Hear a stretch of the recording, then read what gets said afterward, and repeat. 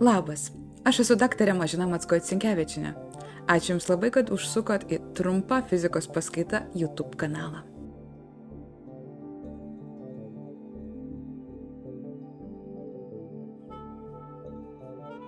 Artėjant pasauliniai kvantiniai dienai, norėčiau Jums pravesti specialią paskaitą, nuo ko prasidėjo kvantinė fizika. Pirmiausia, reikia suprasti tik vieną dalyką, kad visa kvantinė fizika prasidėjo nuo gana keisto paradokso, kuris yra vadinamas ultravioletinė katastrofa. Nusikelkime į 20-ojo amžiaus pradžią, tuo metu, kai fizikoje karaliavo elektrodinamika, paremta Maxwello lygtimis. Ji veikė stulbinančiai gerai, tai buvo beveik tobula teorija, kuri gali paaiškinti viską, kas susiję su elektra, magnetizmu, grandinėmis, magnetais, elektros varikliais, įvairiais prietaisais, gamtos reiškiniais ir netgi optika. O kodėl optika? Nes šviesa yra elektromagnetinė banga. Todėl atrodė visiškai logiška, kad su elektrodinamikos pagalba galima paaiškinti ir šiluminę spinduliuotę ir spinduliavimą, kurie skleidžia visi įkaitę kūnai. Pavyzdžiui, kambario temperatūroje dauguma kūnų skleidžia infraraudonąją spinduliuotę. Mes jos nematome, bet ji yra. O jei kūną kaitinsime vis stipriau, jis pradės švytėti pirmiausia raudonai, vėliau oranžiškai, dar vėliau vis ryškiau. Ir čia viskas ir vėl atrodė gana aišku. Tuo metu mokslininkai dar tiksliai nežinojo, kaip ir iš ko yra sudaryti atomai, molekulės, bet jie jau suprato pagrindinę idėją, kad jeigu medžiagos dalelės juda, vibruoja, susiduria, kūne atsiranda krūvių svyravimai. Vienur elektrinio krūvio tarsi daugiau, o kitur mažiau. O tai iš esmės reiškia, kad kažkokios įkrautos dalelės juda. Pagal elektrodinamiką bet kuris elektrinis krūvis, judėdamas su pakreičiu, skleidžia elektromagnetinės bangas.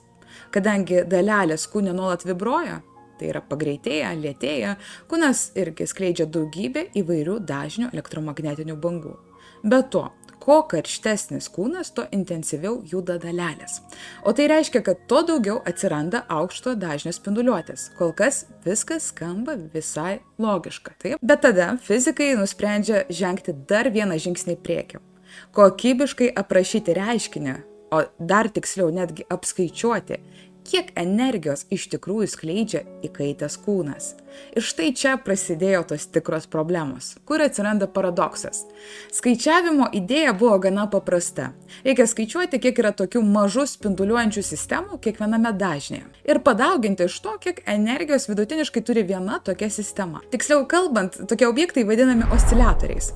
Bet kol kas šis pavadinimas nėra labai svarbus. Nebent jūs dabar sėdit fizikos fakultete, tada iš tikrųjų taip. Svarbiausia tai, kad pagal tuo metu puikiai veikusią šiluminės fizikos taisyklę vadinamą energijos tolygaus pasiskirstimo teorema, kiekvienas toks osciliatorius vidutiniškai turėtų turėti vienodą energiją. Vieno osciliatoriaus vidutinė energija visose dažniuose yra vienoda ir lygi KT. Labai paprasta formulė. Dabar žiūrime į antrąją dalį. Kiek tokių osciliatorių yra? Kalbant apie osciliatorių kiekį, kuo didesnis dažnis, tuo jis smulkesnis. Ir grubiai tariant, kūne jų telpa vis daugiau ir daugiau. Tačiau ši logika veda prie paradokso. Tuomet išeitų, kad kuo didesnis dažnis, tuo daugiau energijos turėtų būti ten išspinduliuojama. Ir taip iki pat begalybės. Tai reiškia, kad teoriškai kūnas turėtų spinduliuoti vis daugiau energijos vis aukštesniuose dažniuose, ypač ultravioletinėje srityje. Ir būtent todėl taip ir buvo pavadintas šis paradoksas – ultravioletinė katastrofa.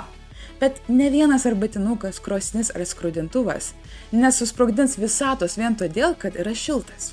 Taigi tapo akivaizdu, kad kažkur teorijoje slypėjo labai rimta problema. Beliko suprasti, kur tiksliai slypi ta klaida. Ir tą pavyko padaryti tik Maxui Planckui. Jis tiesiog paėmė eksperimentinius duomenis, kurie rodė, kiek energijos išspinduliuoja kūnai. Ir tiesiog priderino formulę prie rezultatų. Taip, beveik taip pat, kaip kasdien kartais pritempiami yra modeliai, iki galo nesuprantant, kas iš tikrųjų vyksta. Paprasčiau tariant, pačioje pradžioje iš esmės jis tiesiog priderino matematiką prie eksperimento. Tačiau, skirtingai nei daugelis kitų Planckas po kelių mėnesių sugebėjo teoriškai pagrįsti šią formulę. Ir ta prielaida tapo tikra revoliucija. Jis pasiūlė, kad šie spinduliuojantis osciliatoriai negali turėti bet kokios energijos. Jie gali turėti tik tam tikras atskiras energijos reikšmes.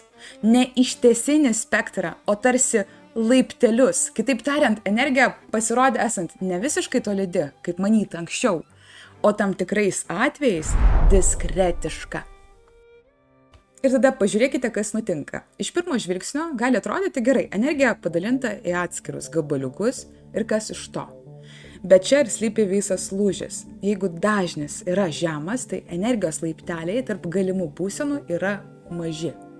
Todėl sistema gana lengvai gali turėti įvairias energijos reikšmes ir vis daugmaž primena klasikinę fiziką. Tačiau jei dažnis yra labai aukštas, tie energijos laipteliai tampa vis didesni. Ir tada paaiškėja labai svarbus dalykas, kad pasiektų aukštus dažnių virpesius, sistema turėtų sumokėti gana didelę energijos kainą. O šiluminiai sistemoje tokios energijos tiesiog dažnai neužtenka. Todėl aukšto dažnio režimai beveik neįsijungia. Kitaip tariant, gamta tarsi sako, ne, šitų labai aukštų dažnių taip lengvai negausit. Ir štai tada visa katastrofa dingsta. Nebelieka jokio begalinio energijos kiekio, nes aukšti dažniai automatiškai yra nuslopinami. Būtent taip Plancko idėja išgelbėjo fiziką nuo ultravioletinės katastrofos. Plancko hipotezė išsprendė šį paradoksą ir tapo kvantinės fizikos pradžia. Nors nei pats Planckas, nei kiti tuo metu iš pradžių nesuprato, kodėl taip vyksta. Atrodė, kad tai tiesiog yra genialus matematinis triukas ir iš tiesų nebuvo jokio akivaizdaus draudimo dalelėms spinduliuoti bet kokį energijos kiekį. Tačiau kažkodėl jos to nedarė. Vėliau paaiškėjo, kad tai yra fundamentali mūsų pasaulio savybė. Gamta nėra visiškai tolydi, bent jau ne visur. Net energijos turi savo mažiausią porciją, kuri buvo pavadinta kvantas. Ši porcija priklauso nuo dažnio ir tai išreiškiama garsioje formulėje. Keisčiausia dalis, ar įdomiausia, yra tai, kad kvantinė fizika neprasidėjo nuo atominių bombų, ar lazerių, ar egzotinių tų dalelių. Ji prasidėjo nuo labai paprasto klausimo. Kaip švyti įkaitęs kūnas? Todėl kitą kartą, kai pamatysit įkaitusias skrudentuvo vėlutes ar raudonai švytinčią kaitinimo spiralę, prisiminkit, tam tikrą prasme būtent nuo tokių dalykų prasidėjo visa kvantinė fizika. Anwendung des entsprechenden Verfahrens auf die Hohlraumstrahlung. Die konnte nur dann gelingen, wenn man auch die Strahlung als atomistisch konstruiert betrachtet. Wenn man auch die Strahlung als aus einzelnen, speziellen Quanten zusammengesetzt ansieht.